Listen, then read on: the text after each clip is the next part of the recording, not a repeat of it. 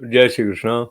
कृष्णाय वासुदेवाय हरे परमात्मने प्रणत क्लेश नाशाय गोविंदाय नमो नमः। श्रीमद् भागवत 11वां स्कंद और आज हम प्रारंभ करेंगे 8वां अध्याय। और ये जो श्रीमद् भागवत का 8वां अध्याय है उसमें जिस प्रसंग की तरफ भगवान हमें लिए जा रहे हैं वो संबंध रखता है अवधूतोपाख्यान से। अजगर से लेके पिंगला तक के 9 गुरुओं की कथा इसमें आती है। प्रारंभ करते हैं। गिरिराज धारण की जाए। अवधूत दत्तात्रेय जी कहते हैं, राजन, प्राणियों को जैसे बिना इच्छा के, बिना किसी प्रयत्न के रोकने की चेष्टा करने पर भी पूर्व कर्मानुसार दुख प्राप्त होते हैं, वैसे ही स्वर्ग में या नरक में कहीं भी रहें उन्हें इंद्रिय संबंधी सुख भी प्राप्त होते ही है। इसलिए सुख और दुख का रहस्य जानने वाले बुद्धिमान पुरुष को चाहिए कि इनके लिए इच्छा अथवा किसी प्रकार का प्रयत्न न करे, बिना मांगे, बिना इच्छा स्वयं ही अनायास जो कुछ मिल जाए, वो चाहे रूखा सूखा हो, चाहे बहुत मधुर और स्वादिष्ट, अधिक हो या थोड़ा, बुद्धिमान पुरुष अजगर के समान उसे ही खाकर जीवन निर्वाह कर ले और उदासीन रहे। यदि भोजन न मिले तो उसे भी प्रारब्ध भोग समझकर किसी प्रकार की चेष्टा न करे, बहुत दिन तक भूखा ही पड़ा रहे। उसे चाहिए कि अजगर के समान केवल प्रारब्ध के अनुसार प्राप्त हुए भोजन में ही संतुष्ट रहे। उसके शरीर में मनोबल, इंद्रिय बल और देह बल तीनों हो, तब भी वो निश्चेष्टा ही रहे। निद्रा रहित होने पर भी सोया हुआ सा रहे और कर्मेंद्रियों के होने पर भी उनसे कोई चेष्टा न करे। राजन, मैंने अजगर से यही शिक्षा प्राप्त की है और समुद्र से मैंने ये सीखा है कि साधक को सर्वदा प्रसन्न और गंभीर रहना चाहिए। उसका भाव अथाह, अपार और असीम होना चाहिए तथा किसी भी निमित्त से उसे क्षोभ न होना चाहिए। उसे ठीक वैसे ही रहना चाहिए जैसे ज्वार भाटे और तरंगों से रहित शांत समुद्र। देखो, समुद्र वर्षा ऋतु में नदियों की बाढ़ के कारण बढ़ता नहीं और न ग्रीष्म ऋतु में घटता ही है। वैसे ही भगवत परायण साधक को भी सांसारिक पदार्थों की प्राप्ति से प्रफुल्लित न होना चाहिए और न उनके घटने से उदास ही हो जाना चाहिए। राजन, मैंने पतंगी से यह शिक्षा ग्रहण की है कि जैसे वो रूप पर मोहित होकर आग में कूद पड़ता है, जल मरता है, वैसे ही अपनी इंद्रियों को वश में न रखने वाला पुरुष जब स्त्री को देखता है उसके हाव भाव पर लट्टू हो जाता है और घोर अंधकार में नरक में गिरकर अपना सत्यानाश कर लेता है। सचमुच स्त्री देवताओं की वो माया है जिससे जीव भगवान या मोक्ष की प्राप्ति से वंचित रह जाता है। जो मूड कामिनी, कंचन, गहने, कपड़े आदि नाशवान माइक पदार्थों में फंसा हुआ है और जिसकी संपूर्ण चित्त वृत्ति उसके उपभोग के लिए ही लालायित है, वो अपनी विवेक बुद्धि खोकर पतंगे के समान नष्ट हो जाता है। राजन, सन्यासी को चाहिए कि गृहस्थों को किसी प्रकार का कष्ट न देकर भौरे की तरह अपना जीवन निर्वाह करे।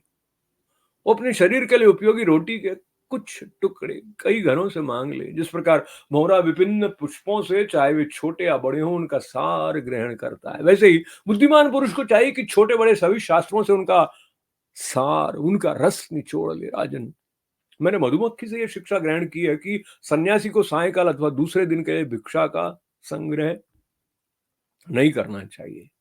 उसके पास भिक्षा लेने के लिए कोई पात्र हो तो केवल हाथ, और रखने के लिए बर्तन तो पेट। वो कहीं संग्रह ना कर बैठे, नहीं तो मधुमक्खियों के समान उसका जीवन ही दुर्भर हो जाएगा। ये बात खूब समझ लेनी चाहिए कि सन्यासी सवेरे शाम के लिए किसी प्रकार का संग्रह न करेगा।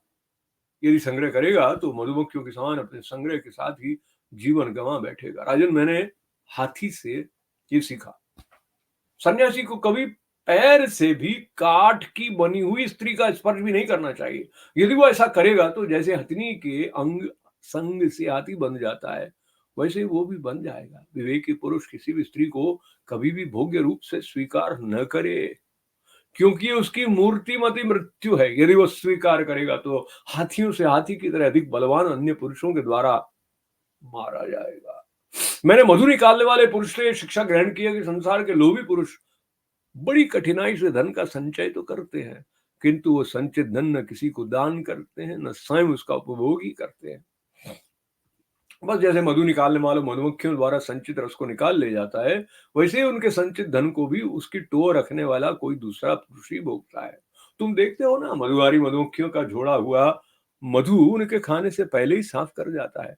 वैसे ही गृहस्थियों के बहुत कठिनाई से संचित किए हुए पदार्थों को जिनसे वे सुख भोग की अभिलाषा रखते हैं, उनसे भी पहले सन्यासी और ब्रह्मचारी भोगते हैं, क्योंकि गृहस्थ तो पहले अतिथि अभ्यागतों को भोजन करा कर ही स्वयं भोजन करेगा। मैंने हरिन से यह सीखा है कि वनवासी सन्यासी को कभी विषय संबंधी गीत नहीं सुनने चाहिए।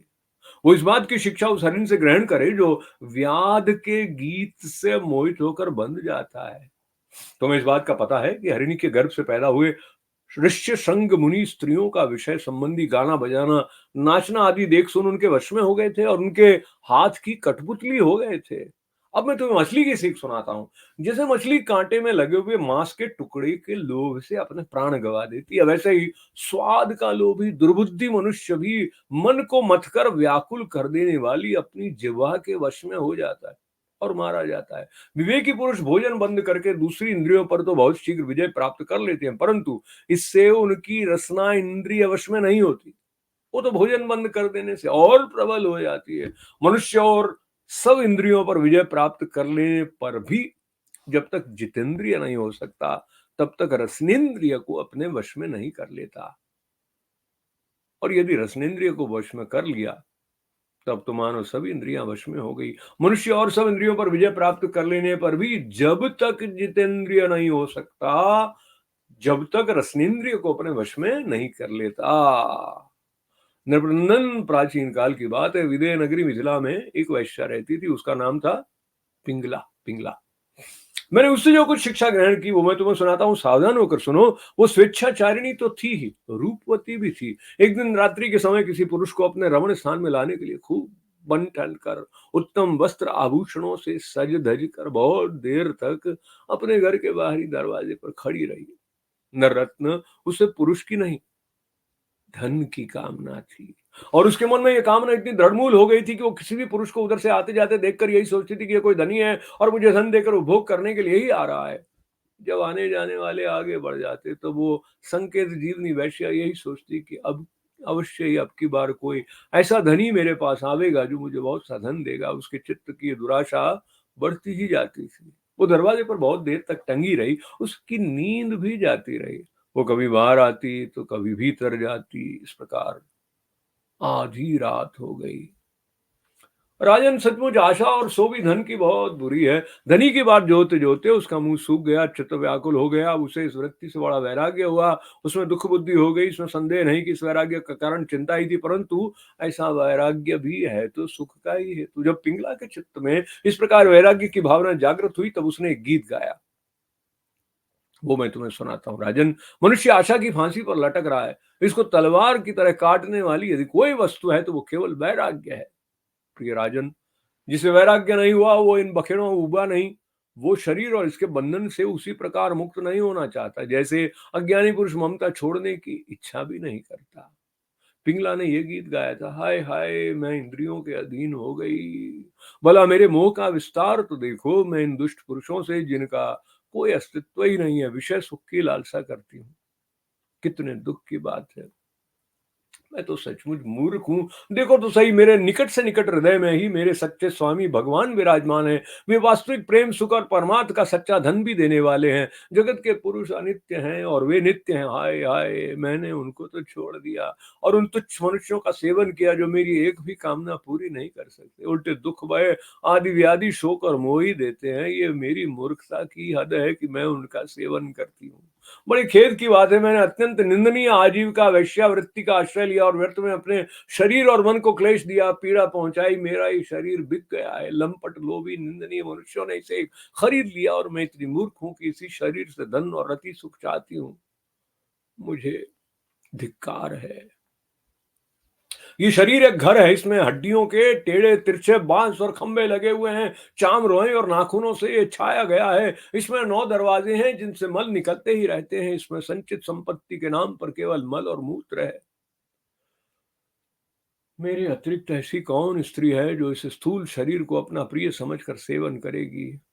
यूं तो ये विदेहों की जीवन मुक्तों की नगरी है, परंतु इसमें मैं ही सब मूर्ख और दुष्ट हूं, क्योंकि अकेली मैं ही तो आत्मदानी अविनाशी एवं परम प्रियतम परमात्मा को छोड़कर दूसरे पुरुष की अभिलाषा करती हूँ। मेरे हृदय में विराजमान प्रभु समस्त प्राणियों के हितैषी सूरज प्रियतम स्वामी और आत्मा है। अब मैं अपने आप को देकर इन्हें खरीद लूंगी और इनके साथ वैसे विहार करूंगी जैसे लक्ष्मी जी करती हैं। अरे मूर्ख चित्त, तू बतला तो सही, जगत के विषय भोगों ने और उनको देने वाले पुरुषों ने तुझे कितना सुख दिया है? अरे वे तो स्वयं ही पैदा होते मरते रहते हैं। मैं केवल अपनी ही बात नहीं कहती, केवल मनुष्यों की भी नहीं, क्या देवताओं ने भी भोगों के द्वारा अपनी पत्नियों को संतुष्ट किया है? वे बेचारे तो स्वयं काल के गाल में पड़े पड़े करा रहे हैं। अवश्य ही मेरे किसी शुभ कर्म से विष्णु भगवान मुझ पर प्रसन्न है, तभी तो दुराशा से मुझे इस प्रकार वैराग्य हुआ है। अवश्य ही मेरा ये वैराग्य सुख देने वाला होगा। यदि मैं मंदभागिनी होती तो मुझे ऐसे दुख ही न उठाने पड़ते जिनसे वैराग्य होता है। मनुष्य वैराग्य के द्वारा ही घर आदि के सब बंधनों को काट कर शांति लाभ करता है। अब मैं भगवान का ये उपकार आदर पूर्वक सिर झुकाकर स्वीकार करती हूँ और विषय भोगों की दुराशा छोड़कर उन्हीं जगदीश्वर की शरण ग्रहण करती हूँ। अब मुझे प्रारब्ध के अनुसार जो कुछ मिल जाएगा उसी से निर्वाह कर लूंगी और बड़े संतोष और श्रद्धा के साथ रहूंगी। मैं अब किसी दूसरे पुरुष की ओर न ताक कर अपने हृदयेश्वर आत्म स्वरूप प्रभु के साथ ही विहार करूंगी। ये जीव संसार के कुएं में गिरा हुआ है, विषयों ने इसे अंधा बना दिया है, काल रूपी अजगर ने इसे अपने मुंह में दबा रखा है। अब भगवान को छोड़कर इसकी रक्षा करने में दूसरा कौन समर्थ है? जिस समय जीव समस्त विषयों से विरक्त हो जाता है, उस समय वो स्वयं ही अपनी रक्षा कर लेता है। इसलिए बड़ी सावधानी के साथ ये देखते रहना चाहिए कि सारा जगत काल रूपी अजगर से ग्रस्त है। अवधूत दत्तात्रेय जी कहते हैं, राजन, पिंगला वैश्य ने ऐसा निश्चय करके अपने प्रिय धनियों की दुराशा, उनसे मिलने की लालसा का परित्याग कर दिया और शांत भाव से जाकर वो अपनी सेज पर सो रही। सचमुच आशा ही सबसे बड़ा दुख है और निराशा ही सबसे बड़ा सुख है। क्योंकि पिंगला वैश्या ने जब पुरुष की आशा त्याग दी तभी वो सुख से सो सकी। इति श्रीमद् भागवते महापुराणे परमहंस्यायां संहितायां एकादश स्कंदे अष्टमो अध्याय। हरि ओम तत्सत। कृष्णाय वासुदेवाय हरे परमात्मने प्रणत क्लेश नाशाय गोविंदाय नमो नमः। श्री कृष्णार्पणमस्तु। श्री कृष्ण शरणम मम। श्री कृष्ण शरणम मम। श्री कृष्ण शरणम मम। कृष्ण भगवान के चरणों का आश्रय लेकर अब इस अध्याय का संस्कृत भाषा में पारायण करने का विनम्र प्रयास। अथाष्टमोऽध्याय। ब्राह्मण उवाच, सुखमेन्द्रियकं राजन् स्वर्गे नरक एव च देहिनां यद्यथा दुःखं तस्मान्नेच्छेत् तद्बुध ग्रासं सुम्रष्टं विरसं महान्तं स्तोकमेव वा यत्र च यैवापतितं ग्रसेदाजगरो क्रियः सहिताहानि भूरि निराहारोऽनुपक्रमः यदि नोपनमेत् ग्रासो माहिरिवदिष्टभुक् ओजः सहो बलयुतं बिभ्रद्देहम कर्मकं शयानो वीतनिद्रश्च नेहेतेन्द्रियवानपि मुनि प्रसन्न गंभीरो दुर्विग्राह्यो दुरत्यया अनंतपारो यक्षोभ्य तिमित्वोर्इवार्णवः समृद्ध कामो हीनो वा नारायण परो मुनि नो सर्वेत न शुष्येत सरिद्भिरिव सागरः दृष्ट्वा श्रियं देवमायां तद्भावेन जितेन्द्रिय प्रलोभित पतत्यन्धे तमस्यग्नो पतंगवत् योषे विरण्यान् वर्णाम्बरादि द्रव्येषु मायारजितेषु मूढ प्रलोभितात्मा युपभोगबुद्ध्या पतंगवन्नश्यति न सदृष्टिः श्लोकं श्लोकं ग्रसेद्ग्रासं देहो वर्धेत यावता ग्रहाण हिंसनातिष्ठेत् भृतिं माधुकरीं मुनिः अणुभ्यश्च महद्यश्च शास्त्रज्ञे कुशलो नरः सर्वतः सारमादद्यात् सुपुष्पेभ्य इव षट्पदः सायन्तन्तं श्वसत्तन्नं वा न संगृहीत भिक्षितम् पाणिपात्रोदरामस्त्रो मक्षिकेव न संग्रही सायन्तन्नं श्वस्तनं वा न संग्रहीत भिक्षुकः मक्षिकायो संग्रहन् सह तेन विनश्यति पदापि योतिं भिक्षुर्न स्पर्शेदारवीमपि स्पर्शन् करीव बध्येत करिण्याङ्ग संगत नाधिगच्छेत स्त्रियं प्राज्ञः कर्हि चिन्मृत्युमात्मनः बलादिकेह सहन्येत गजेरन्येर्गजो यथा न देयं नोपभोग्यं च लुब्धेर्यद् दुःख संचितम भुङ्क्ते तदपि तच्चान्यो मधु हेवार्थ विन्मधु सुदुःखोपार्जितैर्वित्तैराशासानां राशिष मधुहेवाग्रतो भुङ्क्ते यतिर्वेग्रमेदिनां ग्राम्यगीतं न शृणुयाद यतिर्वनचरः क्वचित् शिक्षेत् हरिणाद् बद्धान् मृगयोर्गीतमोहितात् नृत्यवादित्रद्गीतानि जुषन् ग्राम्याणि योषिताम् आसां क्रीडनको वश्य ऋष्य शृङ्गो मृगीसुतः जवयाति प्रमाथिन्या जनो रस विमोहित मृत्युमृच्छत्य सद्बुद्धिर्मीनस्तु बड़ी शेर यथा इंद्रियाणि जयन्त्याशु निराहार मनीषिणः वर्जयित्वा तु रसनं तन्निरसनस्य वर्धते तावो जितेन्द्रियो न स्यात् विजित्तात्मेन्द्रियः पुमान् न जयेद्रसनं यावज्जतिं सर्वं जिते रसे पिंगला नाम वेश्यासीत् विदेह नगरे पुरा तस्यामे शिक्षितं किंचिन् निबोध नृपनंदन सा स्वरे निन्ये कदा कान्तं संकेत उपदेश्यति अभूत काले बर्हिद्वारी बिभृति रूपमुत्तमम् मार्गाकचथो वीक्षन् पुरुषान् पुरुषर्षभ ताञ्चुल्कदान् वित्तवतः कान्तान् मेनेऽर्थ कामुका आगतेष्वपयातेषु सा संकेतोपजीविनी अप्यन्यो वित्तवान् कोऽपि मामुपश्यति भूरिदा एवं दुराशया ध्वस्तनिद्रा द्वारयवलम्बति निर्गच्छन्ति प्रविशति निशितं समपद्यत तस्या वित्ताशया शुष्य द्वक्त्राया दीनचेतस निर्वेद परमो यज्ञे चिंता हेतु सुखावहः तस्या निर्विन्न चित्ताया गीतं शृणु यथा मम निर्वेद आशा पाशानां पुरुषस्य यदायसि न यंगाजात निर्वेदो देहबन्धं जिहासति यथा विज्ञानरहितो मनुजो ममतां नृप पिङ्गलोवाच अहो मे मोहविततिं पश्यता विजितात्मनः या कान्ताद् सतः कामं कामयेयेन बालिशा सन्तं समीपे रममृतिप्रदं वित्तप्रदं नित्यमिमं विहाय अकामदं दुःखभयादिशोक मोहप्रदं तुच्छमहं भजेज्ञा अहो मयात्मा परितापितो वृथा साङ्केतवृत्त्यातिविगर्हैवार्तया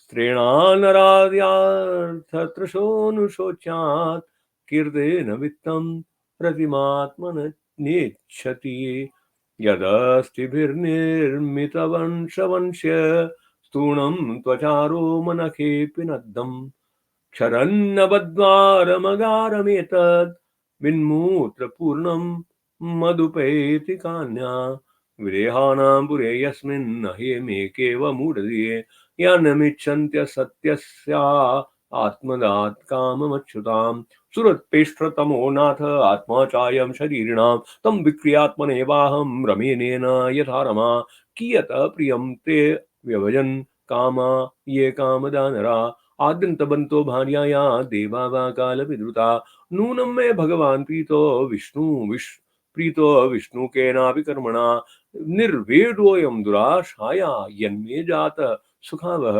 मेवं स्युर्मन्दभाग्यायाः क्लेशा निर्वेद हेतवः येनानुबन्धं निर्हत्य पुरुषं शमं रक्षते तेनोपकृतमादाय शिरसा ग्रामे संगता त्यक्त्वा दुराशा शरणं व्रजामि तमधीश्वरम् सन्तुष्टा सदत्येत्त दत्यथालाभेन जीवते व्यराम्यमनेवाहमात्मान रमणेन वे संसारकूपे पतितं विषयैर्मुषितक्षणं ग्रस्तं कालायिनात्मानं कोऽन्यस्त्रां तुमधीश्वरः आत्मेव यात्मनो गोप्ता निर्वेद्ये सदाखिलात् अप्रमत्त इदं पश्येत् ग्रस्तं कालायिना जगत् ब्राह्मण उवाच एवं व्यवसितमतिर्दुराशां कान्तर्जसां क्षिप्तोपशममास्थाय शयामुपविवेशसा आशायि परमं दुःखं नैराश्यं परमं सुखं यदा सञ्छिन्द्य कान्ताशां सुखं शुष्वाप पिङ्गला इति श्रीमद्भागवते महापुराणे पारमहंस्यां संहितायाम् एकादश स्कंदे अष्टमो अध्यायः हरि ओम तत्सत्। कृष्णाय वासुदेवाय हरे परमात्मने प्रणत क्लेश नाशाय गोविंदाय नमो नमः।